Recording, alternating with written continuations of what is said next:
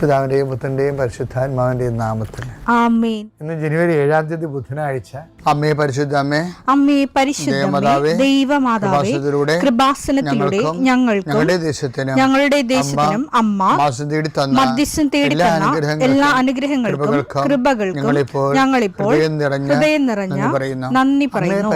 അമ്മേ പരിശുദ്ധമേ, ദൈവമാതാവേ, 2004 ഡിസംബർ 7-ാം തീയതി ഉച്ചകഴിഞ്ഞ് 2:30 കൃപാസനത്തിൽ സംഭവിച്ച അമ്മയുടെ പ്രത്യക്ഷപ്പെടലിനെക്കുറിച്ച് തിരുസഭയ്ക്ക് സമർപ്പിച്ചിരിക്കുന്ന പഠനരേഖകളുടെ മേൽ സഭാത്മകമായ പഠനം ആരംഭിക്കുവാൻ ഞങ്ങൾ പ്രാർത്ഥിക്കുന്നു. അമ്മേ പരിശുദ്ധമേ, ഭൂസ്വർലോകങ്ങളുടെ രാജ്ഞിയായ അങ്ങേയ്ക്ക് ഭൗമസംരക്ഷണത്തിനായി പ്രപഞ്ചപ്രകൃതിയെ തന്നെ തിരുസഭ പ്രതിഷ്ഠിക്കുവാൻ ഈ പ്രത്യക്ഷീകരണം വഴി ഇടയാക്കണമേ. പരിശുദ്ധമേ, ജപമാല മാതാവേ, സകല പ്രാർത്ഥനയോടും ചേർത്ത് ഞങ്ങളിപ്പോൾ പ്രാർത്ഥിക്കുന്ന ഈ കുടുംബത്തിന്റെ പ്രത്യേക നിയോഗം പറ മക്കളെ.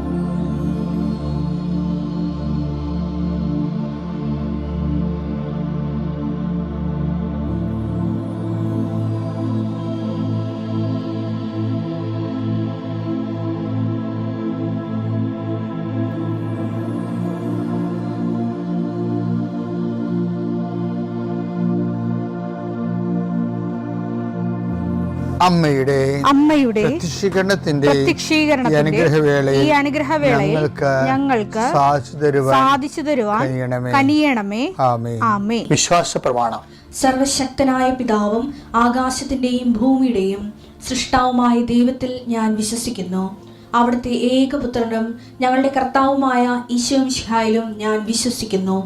ഈ പുത്രൻ പരിശുദ്ധാത്മാവിനാൽ ഗർഭസ്ഥനായി കന്യകാമറിയത്തിൽ നിന്ന് പിറന്ന് പൊന്തിയോസ് പീലാത്തോസിന്റെ കാലത്ത് പീഡകൾ സഹിച്ച് കുരിശിൽ തറയ്ക്കപ്പെട്ട് മരിച്ച് അടക്കപ്പെട്ട് പാതാളങ്ങളിൽ ഇറങ്ങി മരിച്ചവരുടെ ഇടയിൽ നിന്ന് 3-ാം നാൾ ഉയർത്ത് സ്വർഗത്തിലേക്ക് എഴുന്നള്ളി സർവശക്തിയുള്ള പിതാവായ ദൈവത്തിന്റെ വലതുഭാഗത്തിരിക്കുന്നു.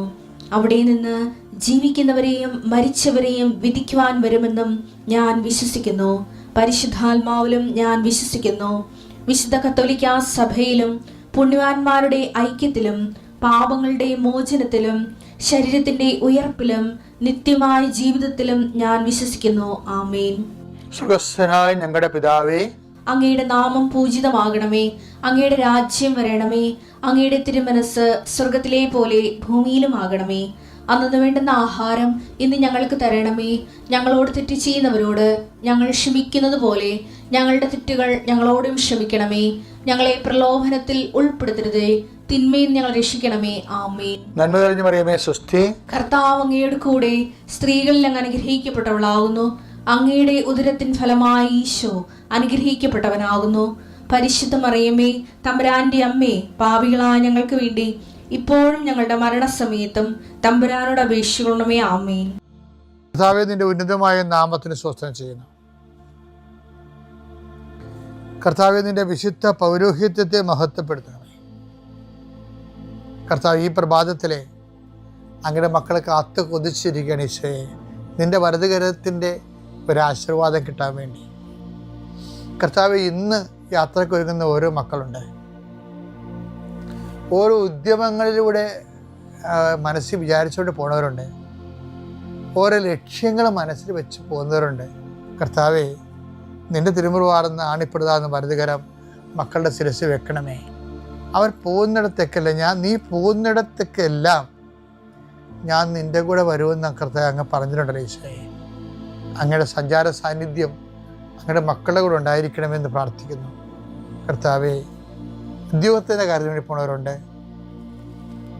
പഠന കാര്യങ്ങൾക്ക് വേണ്ടി പോകുന്നവരുണ്ട്, ജീവിത വ്യാപാരങ്ങൾക്ക് സാമ്പത്തിക കാര്യങ്ങൾക്ക് വേണ്ടി പോകുന്നവരുണ്ട്, ജോലി സംബന്ധമായ കാര്യങ്ങൾക്ക് വേണ്ടി പോകുന്നത് അവരുടെ എല്ലാം കർത്താവിന് തിരുസേന സമർപ്പിക്കുന്നു.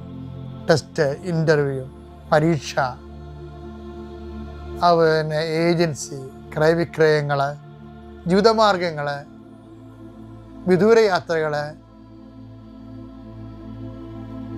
അങ്ങനെ ബന്ധുത്വം മുറക്ക് പോകുന്ന വിവാഹ യാത്രകൾ, ഈശോയെ എവിടെയെല്ലാമൊക്കെ പോകുന്നു അവിടെയെല്ലാം അങ്ങയുടെ മക്കളുടെ കൂടെ നീ ഉണ്ടാകണമേ എന്ന് പ്രാർത്ഥിക്കുന്നു.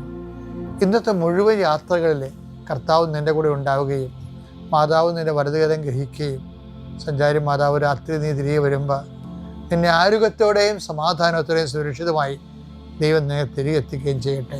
നിത്യം പിതാവും പുത്രനും പരിശുദ്ധാത്മാവും സുരക്ഷ നീക്കുവാമേ. എൻ്റെ പ്രിയപ്പെട്ടവരെ, കൃപാസനം തുടങ്ങിയ കാലത്തിലെ 1987 അന്നൊക്കെ ആൾക്കാരെ ഞാൻ കാണുമ്പോൾ എൻ്റെ ഈ ആൾക്കാർക്ക് ഇന്ന് പത്രത്തിൻ്റെ ചീട്ട് പോലെ അന്നൊരു ചീട്ടുണ്ടായിരുന്നു. അതിന്മേൽ ഒരു വചനം ഉണ്ടായിരുന്നു. ആ വചനം ഇതാണ്. എന്താണ്? യെശയ്യാ 50:4. പരീക്ഷീണന് ആശ്വാസം നൽകുന്ന വാക്ക്, പരീക്ഷീണന് ആശ്വാസം നൽകുന്ന വാക്ക്, ദൈവമായ കർത്താവ് എന്നെ ശിഷ്യനെ എന്നതുപോലെ അഭ്യസിപ്പിച്ചു. അതായത് ഈ ആൾക്കാർക്ക് നമ്മൾക്ക് വാക്കുകൾ കൊടുക്കുമ്പോൾ അവർക്ക് ആശ്വാസം കിട്ടും. വാക്കിന് അങ്ങനെ ഒരു ഗുണമുണ്ട്. കർത്താവിൻ്റെ വാക്കിന് ഒരു ഗുണമുള്ളതെന്ന് വെച്ച് കഴിഞ്ഞാൽ അത് കേൾക്കുന്നവന് ആശ്വാസം കിട്ടും. അപ്പോൾ വാക്കിലൂടെയാണ് ആശ്വാസം വരേണ്ടത്. ഇപ്പം അധ്വാനിക്കുന്നവരും ഭാരം വഹിക്കുന്നവരും, ഇപ്പം നമ്മൾ ഇന്നലെ കണ്ടില്ലേ, അധ്വാനിക്കുന്നവരും ഭാരം വഹിക്കുന്നവരും എൻ്റെ അടുക്കൽ വരിക, ഞാൻ നിങ്ങളെ ആശ്വസിപ്പിക്കാം. എന്നിട്ട് ഈശോ എന്താ പറഞ്ഞത്? എങ്ങനെ ആശ്വസിപ്പിക്കണത്? മത്തായി 11:29. ഞാൻ ശാന്തശീലനും വിനീത ഹൃദയനുമാകയാൽ എന്റെ നുകം വഹിക്കുകയും എന്നിൽ നിന്ന് പഠിക്കുകയും ചെയ്യും, അപ്പോൾ നിങ്ങൾക്ക് ആശ്വാസം ലഭിക്കും. അതാണ് വിഷയം. അല്ല, ആശ്വാസം ഇങ്ങനെ അരക്കൽ തൂക്കി തരികയല്ല, അല്ലെങ്കിൽ ഒരു ഗ്ലാസ് ഒഴിച്ചു തരികയല്ല കുടിക്കാൻ വേണ്ടി. എന്നിൽ നിന്ന് പഠിക്കുവേൻ. കർത്താവ് വചനത്തെ മാംസമായ ആളാണ്. ആ വചന മാംസമായ ആൾ ഈ ഭൗതികമായ സാഹചര്യത്തിൽ വരുമ്പോൾ എടുക്കുന്ന നിലപാടുകളാണ് ശരിക്കും വചനാധിഷ്ഠിതമായ നിലപാട്. അതാണ് നമുക്ക് ആശ്വാസം തരേണ്ടതെന്നാണ് പറഞ്ഞത്. ആ വചനാധിഷ്ഠിതമായ നിലപാട്, നിങ്ങൾ എന്നിൽ നിന്ന് പഠിക്കുവേൻ, അപ്പോൾ നിങ്ങൾക്ക് ആശ്വാസം ലഭിക്കുമെന്ന് പറയണം. അപ്പോൾ കർത്താവിൽ നിന്ന് പഠിക്കണതിൻ്റെ ഒന്നാമത്തെ കാര്യം എന്താണ്? ഞാൻ ശാന്തശീലനാണെന്ന്. ഇപ്പം വ്യഗ്രത, ഇപ്പം ഈശോയുടെ വാക്ക് പറഞ്ഞില്ലേ, ശാന്തശീലർ അനുഗ്രഹരാകുന്നു, അവർ ഭൂമി കൈവശമാക്കും. മത്തായി 5:5. ശാന്തശീലർ ഭാഗ്യവാന്മാർ. ശാന്തശീലരാണെങ്കിൽ അവർ ബ്ലെസ്സഡ് ആണ് എന്നാ പറയണേ. അവർ ഭൂമി അവകാശമാക്കും. അപ്പൊ ഇതിൻ്റെ ഒരു ഷാഡോ വേർഡുണ്ടേ. ശാന്തശീലർ ബ്ലെസ്സഡ് ആണ്. അപ്പം കർത്താവ് വാക്ക് ഉപയോഗിക്കുമ്പോഴേ ഈ ശാന്തശീലർ എന്ന് പറയുമ്പോൾ, അവർ അനുഗ്രഹമെന്ന് പറയുമ്പോൾ തന്നെ അതിൻ്റെ ഓപ്പോസിറ്റ് വാക്ക് കർത്താവ് ഉപയോഗിക്കുന്നുണ്ട്. എന്താണ്? ശപിക്കപ്പെട്ടവരെ എന്ന് പറയും. അതെന്താണ്? നിങ്ങൾ എന്നിൽ നിന്ന് അകന്നു പോകുവിനെന്ന് പറയും. അപ്പം അധ്വാനിക്കുന്നവരും ഭാരം വഹിക്കുന്നവരും എൻ്റെ അടുക്ക് വരിക പറയുന്നതും കർത്താവാണ്. ശപിക്കപ്പെട്ടവരെ അകന്നു പോകാൻ പറയണതും കർത്താവാണ്. അപ്പം അടുത്ത് പറയണത് എന്താണ്? ശാന്തശീലർ അനുഗ്രഹരാകുന്നു എന്ന് പറയും. എന്താ കാര്യം? ശാന്തശീലർ ഭൂമി കൈവശമാക്കും.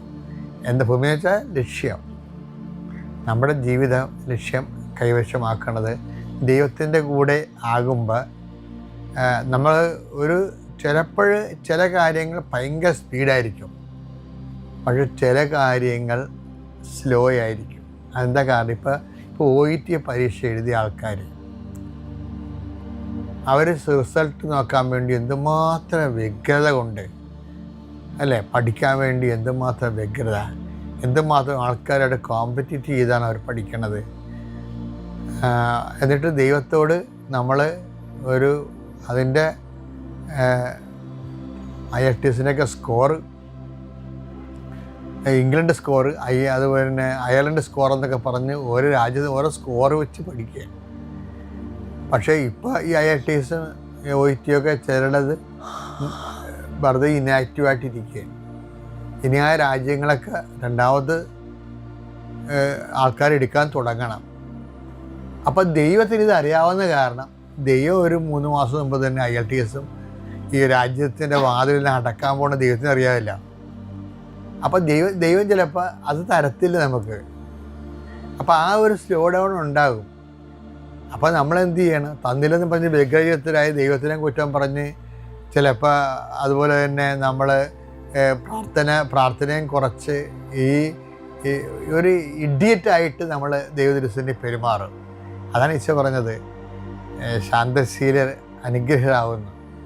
അപ്പം ദൈവികമായ പദ്ധതി നോക്കിപ്പാർത്തിരിക്കാനും ആവശ്യമില്ലാത്ത വ്യഗ്രത ഒന്നിടത്തും കാണിക്കാതിരിക്കാനും എന്നിൽ നിന്ന് അത് പഠിക്കേണ്ട വിഷയമാണെന്ന് ഈശോ പറയണത്. പഠിക്കണം എന്ന് പറയുമ്പോൾ അത് ഒരു പ്രോസസ്സാണത്, പ്രക്രിയയാണ്. അപ്പം അതിൻ്റെ അകത്തൊരു കുറച്ച് കാര്യങ്ങൾ മനസ്സിലാക്കിയിട്ട് ഏറ്റവും നല്ലത് അമ്മയായിരുന്നു. അമ്മ എല്ലാം ഹൃദയത്തിൽ സംഗ്രഹിക്കുമായിരുന്നു. 33 കൊല്ലം കഴിഞ്ഞിട്ടല്ലേ, അല്ല 30 കൊല്ലം കഴിഞ്ഞിട്ടല്ലേ ഈശോയിലെ ദൈവികമായ പദ്ധതി പ്രകടിപ്പിക്കപ്പെട്ടത്. ആ 30 കൊല്ലം എന്ന് പറയണത് അമ്മയുടെ ശാന്തശീലത ആണ്. ആ ശാന്തശീലതയാണ് ഹൃദയത്തിൽ സംഗ്രഹിച്ച് എല്ലാ പ്രതികൂലങ്ങളെയും ദൈവത്തിൻ്റെ വചനത്തിൽ വിശ്വസിച്ച് അമ്മ കാത്തിരുന്ന് 30ാമത്തെ വയസ്സിലാണ് യേശു സ്വയം പ്രകാശിതനാകണത്. അതും അങ്ങനെ കാത്തിരുന്നത് കൊണ്ടാണ്